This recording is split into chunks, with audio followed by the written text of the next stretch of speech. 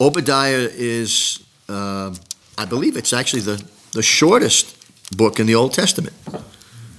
It's one chapter. Obadiah was a prophet. We really don't know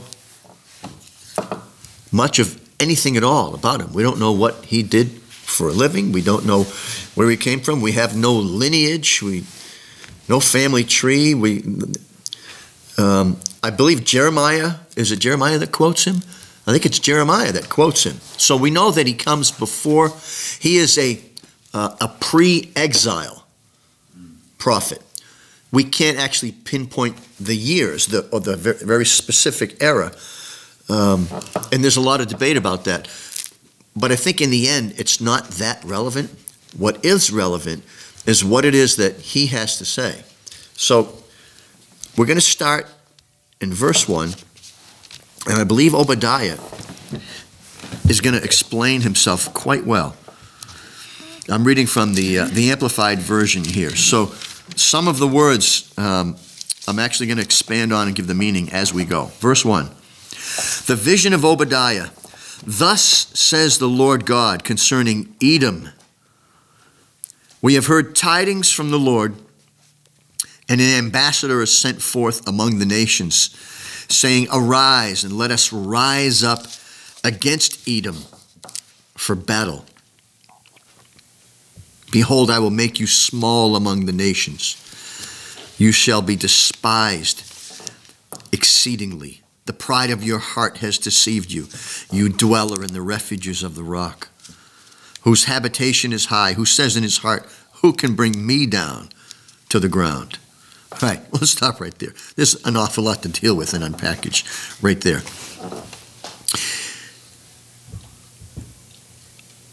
Obadiah has a word of prophecy to bring to the Edomites. Now, who were the Edomites? The Edomites came from Esau. And just as Esau wanted to kill his brother Jacob, because his brother Jacob conspired with mom to steal his birthright. And now we know in the end that the two brothers kind of made up, right? They made somewhat of a peace between them. But we also know that generation after generation, it became the Hatfields and McCoys.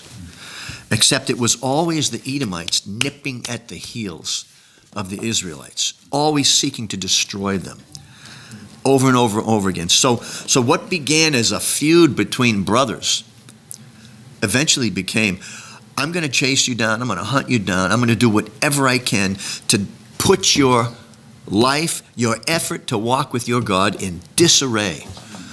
And the Edomites were that to Israel. It says, we've heard tidings from the Lord, and an ambassador is sent forth among the nations, saying, Arise and let us rise up against Edom for battle. So the Lord is telling the Edomites very specifically that your days are numbered. You have had your way with my people Israel. You have had your way with your brother for generations untold. The time has come when you're going to get your just due.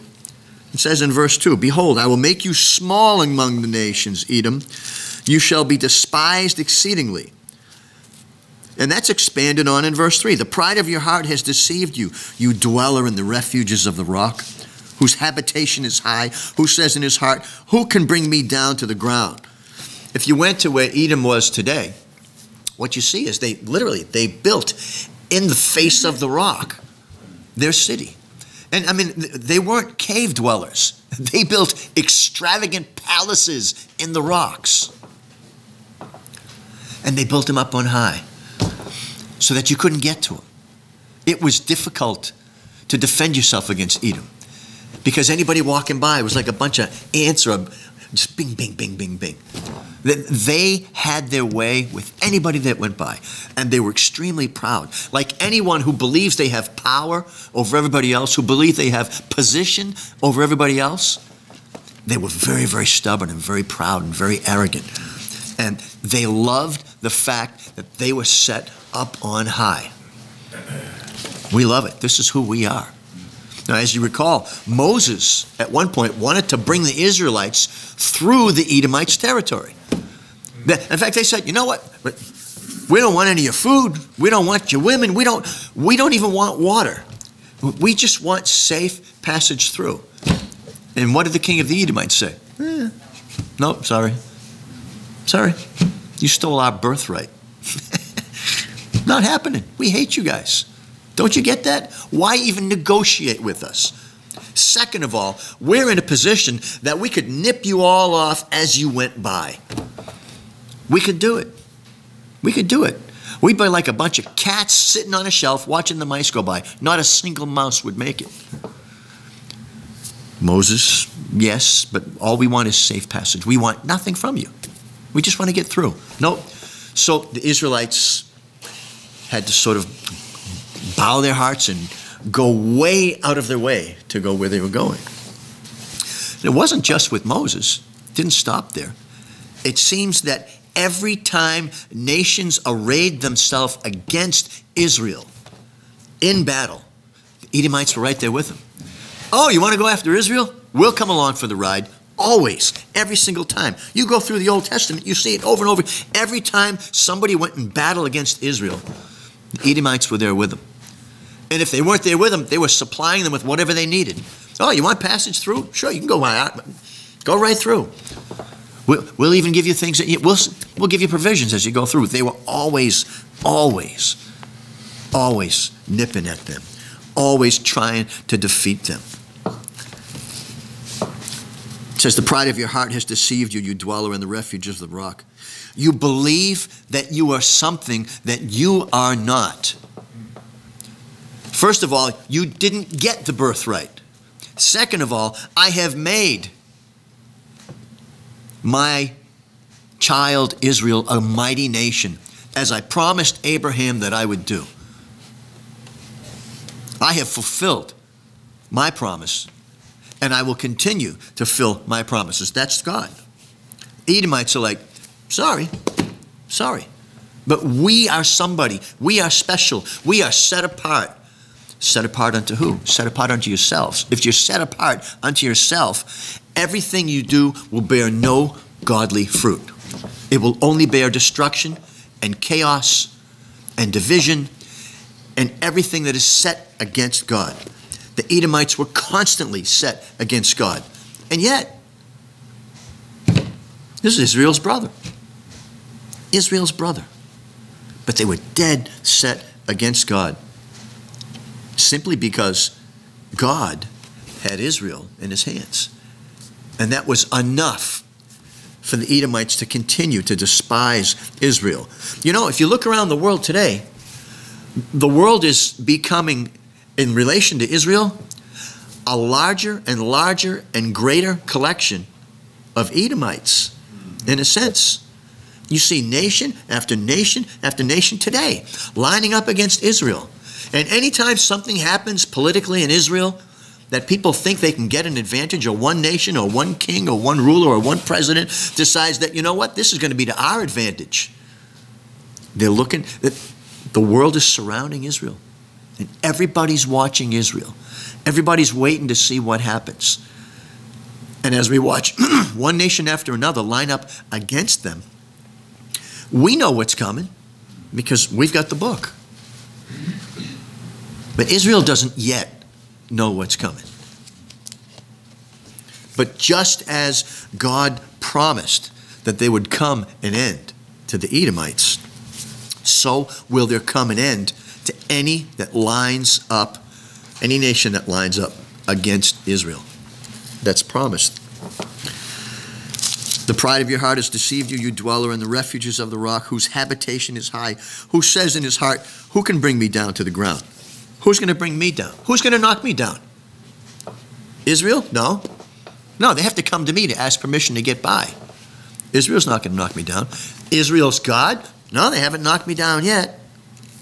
Verse 4, though you mount on high as the eagle, and though you set your nest among the stars, I will bring you down from there, says the Lord. The higher you set your heart in opposition to God, the harder will be your fall. We've seen it all the way through the scriptures. We've seen it time after time after time. You set yourself up against God. You set yourself up as a nation against God's people. The loftier you believe you are, the greater and the more telling will be your destruction. Verse 5, if thieves come to you, if robbers by night, how you are brought to nothing. Would they not steal only enough for themselves? If grape gatherers came to you, would they not leave some grapes for the gleaning? But this ravaging is done by God, not by men. Verse 6, how are the things of Esau or Edom searched out? How are his hidden treasures sought out?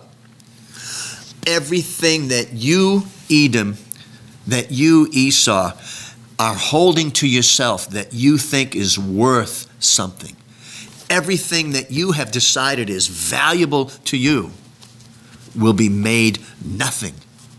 It'll be nothing to you. If you cease to exist as a people, what good is anything that you've gathered to yourself? Whether it be riches, possessions, wives, children, cattle, livestock, gold, silver, none of it's going to make any difference. You've decided that you have all that you need, but you've decided that the one thing you don't need is the one thing you do need, and that's me, God says. You've set your heart against me. Verse 7, all the men of your confederacy, your allies, have brought you on your way, even to the border. The men who are at peace with you have deceived you and prevailed against you. They who eat your bread have laid a snare under you. There is no understanding, literally, in Edom of it. Will not I in that day, says the Lord, destroy the wise men out of Edom and men of understanding out of Mount Esau? Mount Idumea. It's a mountainous region. In one of the Psalms, the psalmist asks God to take vengeance upon the Edomites while Jerusalem was being destroyed. Because the Edomites were encouraging the destroyer, saying, raise it, destroy it, bring it down. And it's repeated in another psalm, I think 25. Bring that nation down. Every time other nations came against Israel, the Edomites were cheering them on or joining them in their destruction. Always, it was a constant thing. Israel couldn't seem to get away from them. It seemed like there was always in the air this sense of, we're just waiting for another opportunity. We'll get you, but we're just waiting for another chance. That was the attitude of the Edomites. Verse 9, and your mighty men, O Taman, shall be dismayed, to the end that everyone from Mount Esau will be cut off by slaughter. Taman, the Tamanites, I believe it was one of Job's confidants, advisors, close friends, that was a Tamanite. Eliphaz, is that his name? Something like that. It's a Tamanite. He was an Edomite. Now, we know the kind of advice that Job got from his friends. Some of it might have been wisdom. Some of it probably wasn't. But he was an Edomite. For the violence you did against your brother Jacob, shame shall cover you, and you will be cut off forever. The Edomites were cut off forever. You know, Herod was an Edomite. And Herod's son was an Edomite. And we don't hear about the Edomites after the Herods. That's it. Done. Over. God said it would happen. Herod was proud, wasn't he? Herod made a pretty good Edomite, didn't he? Herod, who was determined to have his own castle, was determined to have his own kingdom, was determined to do anything that he needed to do to consolidate his own power, to make his name eternal. And it was not to be so. God prophesied against it. The Edomites will be brought to an end. And it ended. It all ended with the Herods. And it says why? For the violence you did against your brother Jacob, shame shall cover you, and you shall be cut off forever. What's some of the violence that Herod did against the Israelites? Pretty notorious stuff. You don't have to look very far. Herod hated and despised the Israelites. Wasn't he the one that wanted to kill Jesus? Killed all the babies. All the babies, all the male babies, yeah. Yeah, I thought it was Herod. All the firstborn males.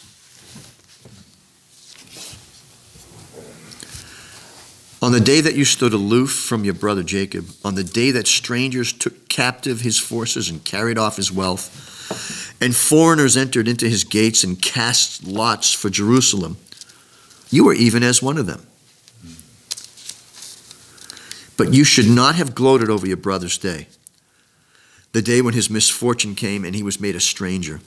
You should not have rejoiced over the sons of Judah in the day of their ruin.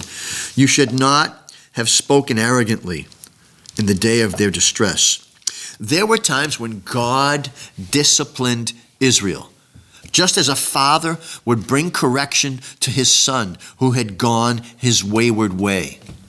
When your son is still in your home, and he's still young, and he's still learning the way that he ought to go, he makes some of his own choices. Some of them might be good.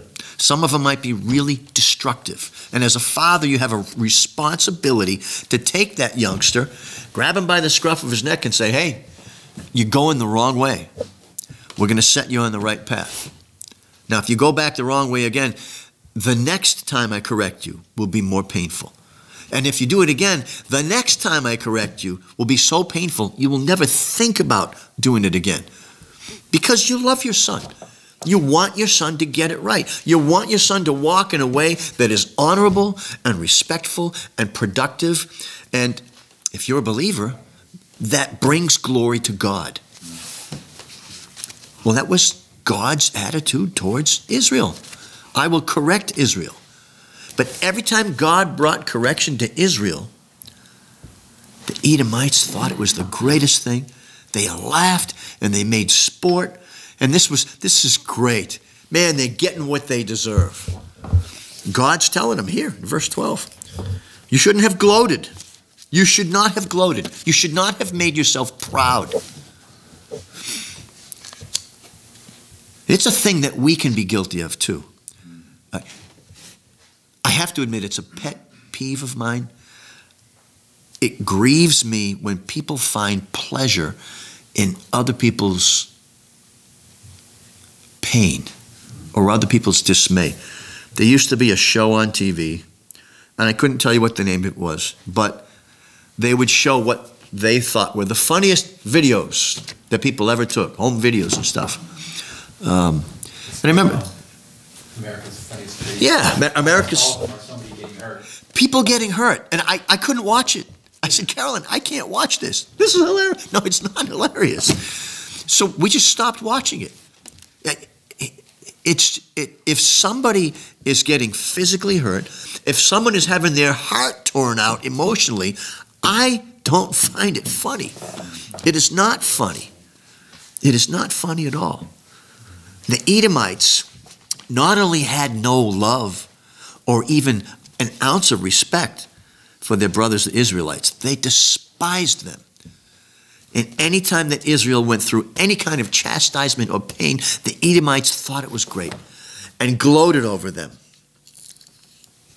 They loved observing and laughing over the misfortune of their brother.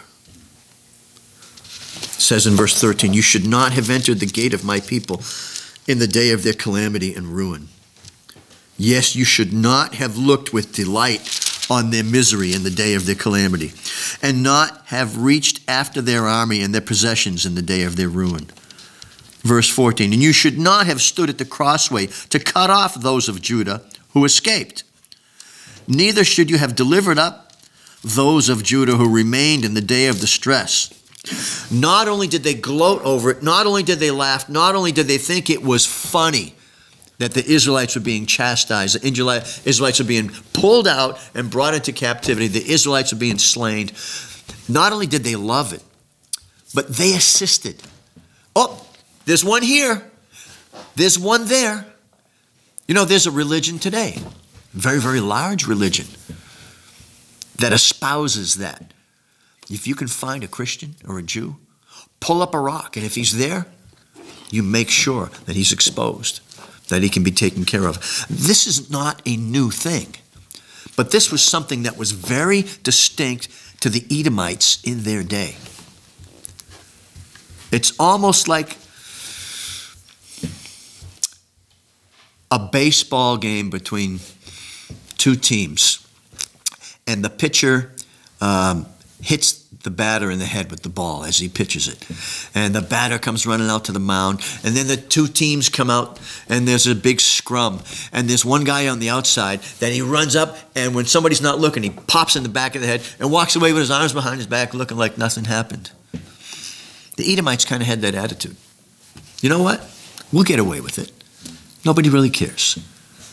We'll get our licks in, and we will help any nation that wants to come against the Israelites. It's despicable. Verse 15, for the day of the Lord is near upon all the nations.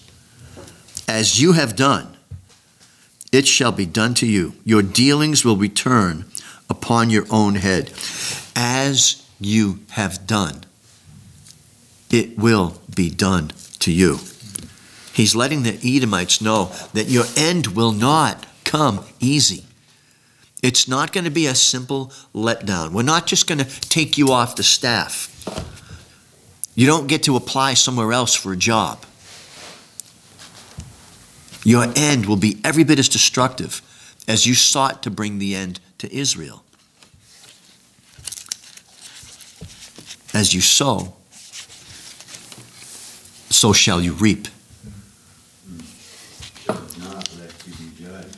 I have a good friend. He's a Christian songwriter, but he's very witty. He's a witty songwriter, almost in the realm of puns, but not quite. Somewhere between wit and pun. But he wrote a song based on his own life, and I don't remember the name of the song. I wish I did. But in the song, he sings about when he was in first grade, long before he was a believer. And there was a girl in school who was very overweight, and he called her terrible names. And now he's tipping the scales at 500 pounds himself, and nothing he does can seem to take any weight off. And he said, you know what? I earned this. And he brings another example. When he was in high school, he made fun of a kid who had a wart on his face. And he says now, and this is true, he's got all these blemishes and blotches on his face. He said, I don't know where they came from. They're moles. I went to the doctor. They're not cancerous. They're just moles. But he said, I honestly believe that I reaped it. Now, God's not looking to do that to us. He's not looking to do that to us. But it's a simple illustration of what he's telling the Edomites. As you have reaped against my children, so shall you reap upon yourself, upon your own head, that which you brought against them. Upon your own head will it come back, will it fall. If I'm the Edomites, I'm listening at this point, but we know that they didn't. Verse 16, for as you have drunk upon the mountain of my holiness, literally desecrating it in the wild revelry of the destroyers. That's actually a more accurate translation of the Hebrew. As you were desecrating my mountain in the wild revelry of the destroyers, so shall all the nations drink continually of my wrath, literally. Yes, they shall drink, talk foolishly, and swallow down the full measure of punishment, and they shall be destroyed as though they had not been. But on Mount Zion there shall be deliverance, and it shall be holy, and the house of Jacob shall possess it, shall possess its possessions, its own former possessions.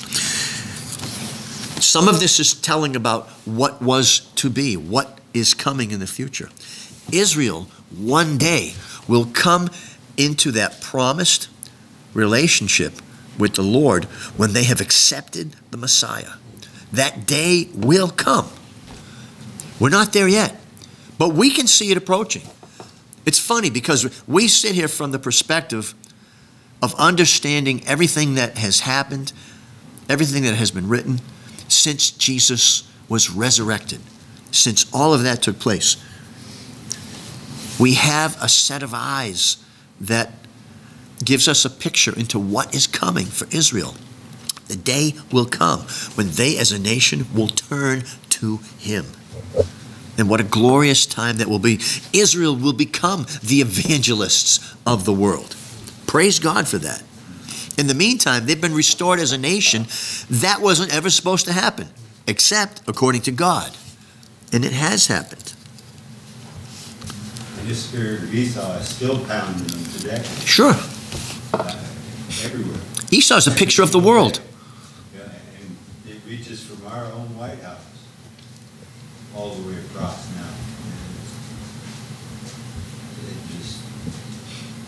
It's unbelievable if you didn't read it. As our own nation races to abandon faith, like throwing rats off a ship, you can bet that our own nation will continue to go further and further and further towards becoming just another Edomite nation in that sense.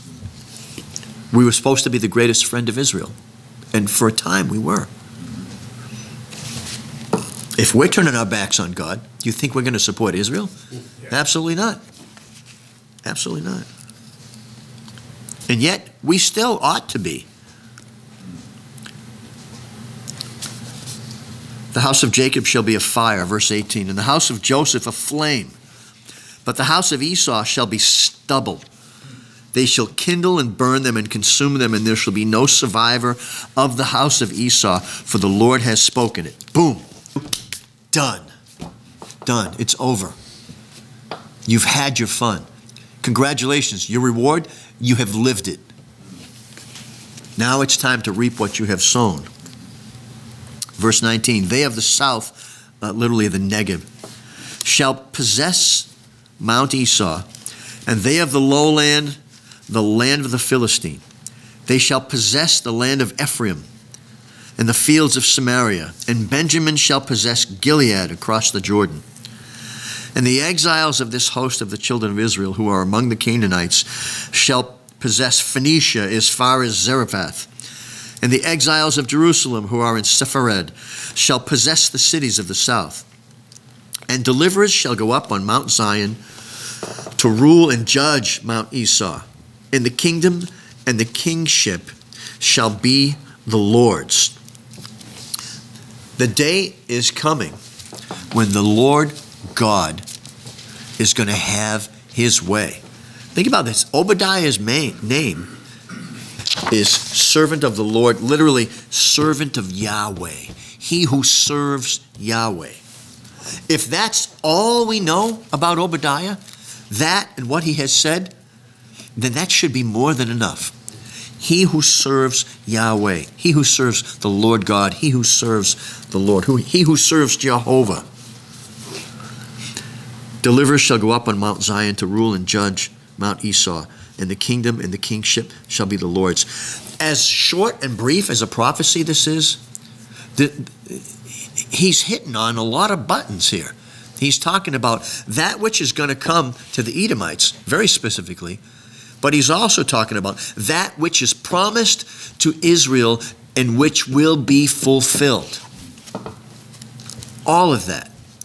Always with God's judgment against the nations that are against Israel, always along with it is coupled that which is promised to Israel. Always. Anytime a nation is judged by God for coming against Israel, God also reminds the Israelites, this is what I've promised to you. I am destroying those who have come against you over and over and over and over again. And we know that it's yet to happen again in the future, this time for the last time. It's his land. It is his land. His. Absolutely. His land. His land, his people. He has set the land apart. He has set the people apart. And we're blessed to be grafted in. We're not Israelites, but we're blessed to be grafted in. We're blessed to be adopted as heirs.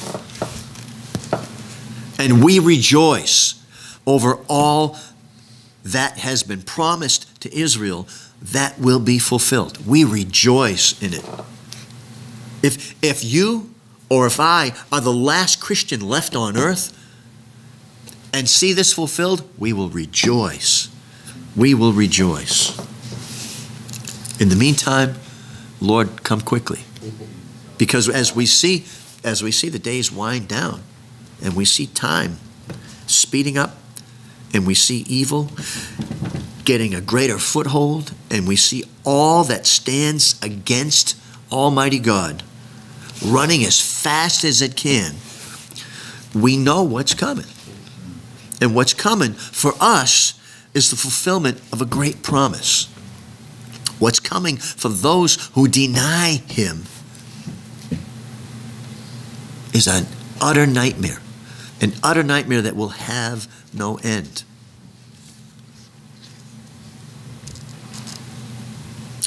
Do you weep for the lost? Do you weep for those who have set themselves against the Lord? Weep for those who have set themselves against Israel. Because even if they believe themselves to be godly, they are mistaken. Weep for them. Pray for them. And if the opportunity comes, tell them.